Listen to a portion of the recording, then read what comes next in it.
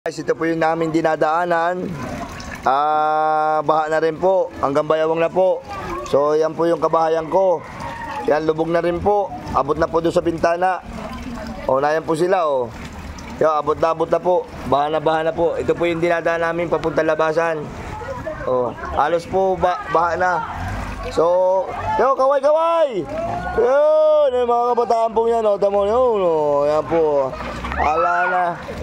Yan guys, so tara. Wala na naman, puro lista. Wala na naman. Ayan o, hanggang Bayawang na po. Ayan o. Yan po yung bahay namin o.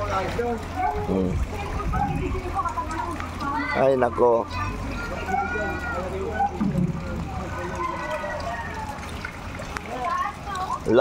Lubog ang aking bahay. Guys, lubog ang aking bahay. Lubog.